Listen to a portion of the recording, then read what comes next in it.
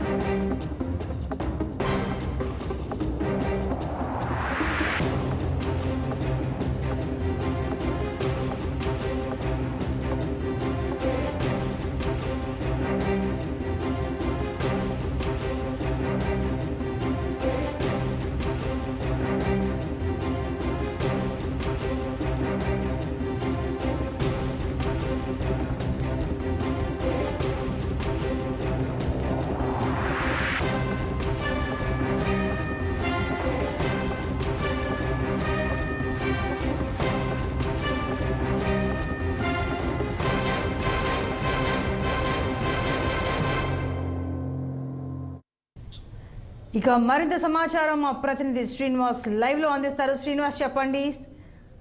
కాంగ్రెస్ అధినేత్రి సోనియా గాంధీని రంగంలోకి దింపాలని PCC యోచిస్తోంది. In case ఆవిడ కనుక పోటీ చేస్తే పలువురు త్యాగానికి సిద్ధపడాల్సి వస్తుందని కూడా అంటున్నారు. అసలు ఎంతవరకు ఆవిడ సానుకూలంగా ఒప్పుకుంటారా? ఎందుకంటే గత అసెంబ్లీ ఎలక్షన్స్లో కూడా అంటే ఆవిడని తీసుకొచ్చి ప్రచారం చేయించాలని చూశారు, కానీ ఇప్పుడైతే ఏకంగా పోటీ చేయించాలని చూస్తున్నారు. మరి ఏం జరుగుతోంది? Thank you Santoshi. ఏదైతే ప్రదేశ్ ఎన్నికల కమిటీకి సంబంధించిన సమావేశం కొద్దిసేపటి క్రితమే పీసీసీ అధ్యక్షుడు, అదేవిధంగా ప్రదేశ్ ఎన్నికల కమిటీ చైర్మన్ రేవంత్ రెడ్డి అధ్యక్షతన సమావేశం జరుగుతుంది. అయితే ఈ సమావేశానికి ఏసీసీ నుండి, అదేవిధంగా కాంగ్రెస్ వ్యవహారాల ఇన్ఛార్జి దీపాదాస మున్షి, అదేవిధంగా ఇటు కమిటీ సభ్యులు హాజరవుతున్నారు. మొత్తంగా ఏదైతే 17 పార్లమెంటు నియోజకవర్గాలకు సంబంధించి ఇప్పటికే అంటే జనవరి 30 నుండి ఈ నెల 3 వరకు దరఖాస్తులు స్వీకరించారు. ఎవరైతే ఆశావాహులు పార్లమెంట్ ఎన్నికలు పోటీ చేయడానికి సంబంధించిన కాంగ్రెస్ ఆశావాహులకు సంబంధించి దరఖాస్తులు గాంధీ భవన్లో స్వీకరించారు. మొత్తంగా 17 పార్లమెంటు స్థానాలకు సంబంధించి 309 మంది దరఖాస్తులు చేసుకున్నారు. ఈ 309 మందికి సంబంధించి ఈరోజు ఈ ప్రదేశ్ ఎన్నికల కమిటీలో అంటే వాళ్ళకి సంబంధించిన మొత్తం దరఖాస్తులు పరిశీలిస్తారు.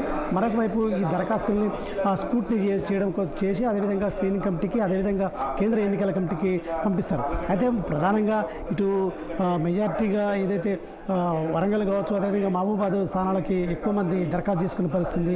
మహబూబాద్కి 48 కావచ్చు, అదేవిధంగా ఇటు వరంగల్కు 40 దరఖాస్తులు చేసుకున్నారు. ఇటు మహబూబ్ నగర్కి స్వల్పంగా 4 దరఖాస్తు చేసుకునే పరిస్థితి. అయితే ప్రధానంగా ఇటు నల్గొండ, అదేవిధంగా ఖమ్మం పార్లమెంటు విషయానికి వస్తే ఇటు సీనియర్ నేతలు వాళ్ళ కుటుంబాలకు సంబంధించిన వ్యక్తులు దరఖాస్తు చేసుకునే పరిస్థితి. ఇప్పటికే ఇటు పీసీసీ అధ్యక్షుడు రేవంత్ రెడ్డి అధ్యక్షతన ఈ పార్లమెంట్ ఎన్నికల్లో సోనియా గాంధీని తెలంగాణ నుండి పోటీ చేయించాలని, అదే ఇటు ఖమ్మం కావచ్చు, అదేవిధంగా నల్గొండ స్థానాల నుంచి పోటీ చేయించాలని ఇప్పటికే తీర్మానం చేసి అధిష్టానానికి పంపించిన నేపథ్యంలో ఇటు నల్గొండ పార్లమెంటు స్థానానికి సంబంధించి ఇటు పటేల్ రమేష్ రెడ్డి, అదేవిధంగా సీనియర్ నేత కుందూరు జానారెడ్డికి సంబంధించిన పెద్ద కుమారుడు రఘువీర్ రెడ్డి దరఖాస్తు చేసుకున్నారు. మరోవైపు ఇటు మంత్రి ఏదైతే కోమటిరెడ్డి వెంకటరెడ్డి కూతురు శ్రీనిధి దరఖాస్తు చేసుకున్నారు. మరొక వైపు కోమటిరెడ్డి వెంకటరెడ్డి సోదరుడు చంద్రపవన్ రెడ్డి కూడా దరఖాస్తు చేసుకునే పరిస్థితుంది. మరి అదేవిధంగా ఇటు ఖమ్మం పార్లమెంటు స్థానానికి సంబంధించి కూడా ఇటు డిప్యూటీ సీఎం బట్టి విక్రమార్క సతీమణి నందిని విక్రమార్క దరఖాస్తు చేసుకున్నారు. అదేవిధంగా మరొక వైపు మంత్రి పొంగులేటి శ్రీనివాసరెడ్డికి సోదరుడు ప్రసాద్ రెడ్డి దరఖాస్తు చేసుకున్నారు. అదేవిధంగా కేంద్ర మాజీ మంత్రి రేణుకా చౌదరి దరఖాస్తు చేసుకున్నారు. మొత్తంగా ఇటు సీనియర్లు దరఖాస్తు చేసుకున్నారు. ఒకవేళ సోనియా గాంధీని ఇటు ఇప్పటికంటే నిన్న ఢిల్లీలో కూడా రేవంత్ రెడ్డి సోనియా గాంధీని కలిశారు. అదేవిధంగా సోనియా గాంధీని కూడా రిక్వెస్ట్ చేశారు. తెలంగాణ కాంగ్రెస్కి సంబంధించిన అంటే తెలంగాణ కాంగ్రెస్ మిమ్మల్ని పార్లమెంట్లో కావచ్చు, అదేవిధంగా రాజ్యసభలో ఏదో ఒక స్థానం నుండి మీరు ప్రాతినిధ్యం వహించాలని కూడా కోరుతున్నారు. ఈ నేపథ్యంలో మీరు అంగీకరించాలంటూ కూడా ఇటు సోనియా గాంధీ రిక్వెస్ట్ చేసిన నేపథ్యంలో సోనియా గాంధీ కూడా త్వరలో దీనికి సంబంధించి ఒక నిర్ణయం తీసుకుంటాను కూడా రేవంత్ రెడ్డికి హామీ ఇచ్చిన పరిస్థితి. ఈ నేపథ్యంలో ఒకవేళ సోనియా గాంధీ నల్గొండ నుండి ఒకవేళ పార్లమెంట్ నుండి నల్గొండ నుండి పోటీ చేయడానికి ఆసక్తి చూపించినట్టయితే ఇటు సీనియర్లు జానారెడ్డి కుమారుడు కావచ్చు, అదేవిధంగా ఇటు మరొక వైపు మంత్రి వెంకటరెడ్డి కూతురు కావచ్చు, వీళ్ళకు మొండి చేయి చూపించే అవకాశం ఉంది. మరొక వైపు ఇప్పటికే పటేల్ రమేష్ రెడ్డి విషయానికి వస్తే అసెంబ్లీ ఎన్నికలకు సంబంధించి సూర్యాపేట నుండి అసెంబ్లీ ఎన్నికల్లో పోటీ చేయడానికి ఏదైతే పటేల్ రమేష్ రెడ్డికి ముందుగా అధిష్టానం హామీ ఇచ్చినప్పటికీ మొండి చేయి చూపించిన పరిస్థితి. ఈ నేపథ్యంలో పటేల్ రమేష్ రెడ్డి కూడా ఇటు ఇండిపెండెంట్గా నామినేషన్ వేసిన నేపథ్యంలో ఏఐసిసి పెద్దలు ఇటు రాహుల్ చౌదరి కావచ్చు, అదేవిధంగా మల్లు రవి కూడా బుజ్జగించడంతో పాటు వచ్చే పార్లమెంట్ ఎన్నికల్లో నల్గొండ పార్లమెంటు నియోజకవర్గం నుండి తప్పకుండా సీట్ ఇస్తామని హామీ ఇచ్చారు. మరొక వైపు ఇటు ఉత్తమ్ కుమార్ రెడ్డి కూడా లిఖితపూర్వకంగా హామీ ఇచ్చిన నేపథ్యంలో పటేల్ రమేష్ రెడ్డి ఖచ్చితంగా నల్గొండ పార్లమెంటు అంటే టికెట్ ఖచ్చితంగా తనకు వస్తుందని కూడా ధీమాగా ఉన్న నేపథ్యంలో ఇటు ఒకవేళ సోనియా గాంధీ పోటీ చేస్తే పటేల్ రమేష్ రెడ్డికి మరొకసారి మొండి చేయి చూపించే అవకాశం ఉంది. ఈ నేపథ్యంలో ఇటు ఖమ్మం విషయానికి వస్తే ఇప్పటికే సీనియర్ నేత, అదేవిధంగా కేంద్ర మాజీ మంత్రి రేణుకా చౌదరి కూడా ఇటు అసెంబ్లీ నుండి అవకాశం కోరగా కూడా అసెంబ్లీ నుండి ఆమెకు మొండి చేయి చూపించారు. మరొక వైపు పార్లమెంట్లో తనకు అవకాశం ఖచ్చితంగా కల్పించాలని కూడా ఇప్పటికే అధిష్టానం వద్ద ఆమె ఇప్పటికే దరఖాస్తు చేసుకున్న పరిస్థితి. మరొక వైపు ఇటు బట్టి విక్రమార్కకు సంబంధించి డిప్యూటీ సీఎం బట్టి విక్రమార్క సతీమణి ఈసారి ఖచ్చితంగా ఏదైతే ఖమ్మం పార్లమెంట్కి దరఖాస్తు చేసుకుంది.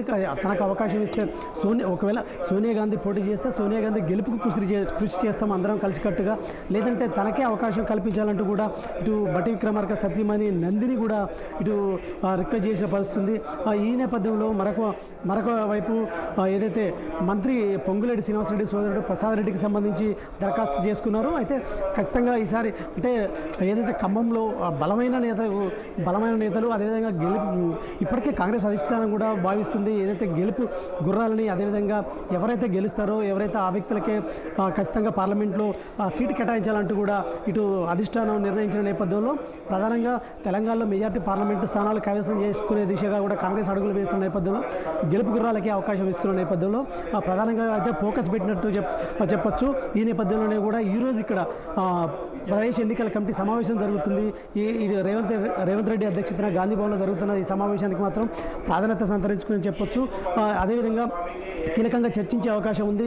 అభ్యర్థులకు సంబంధించిన షార్ట్ లిస్టుని 3 నుండి 5 షార్ట్ లిస్టు చేయడంతో పాటు అధిష్టానానికి దీనికి సంబంధించి లిస్టును పంపించే అవకాశం ఉంది. ఈ నేపథ్యంలో ఒకవేళ ఇటు సోనియా గాంధీ తెలంగాణ నుండి నల్గొండ కావచ్చు, అదేవిధంగా ఖమ్మం నుండి పోటీ చేసినట్టయితే సీనియర్లు అదేవిధంగా తనకు ఖచ్చితంగా పార్లమెంట్లో ఈసారి టికెట్ దక్కుతుంది అని అంటే ఇప్పటికీ అధిష్టానం హామీ ఇచ్చినప్పటికీ దక్కుతుందని ఆశాభావంతో ఉన్న వ్యక్తులకు కూడా మొండి చూపించే అవకాశం అయితే ఉంది. Right Srinivas, thanks for the details.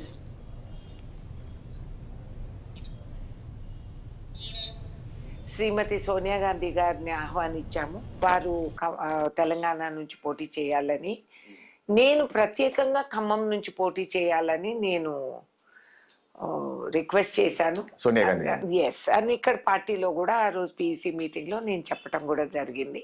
మేము పార్టీ పరంగా ఒక తీర్మానం చేశాము.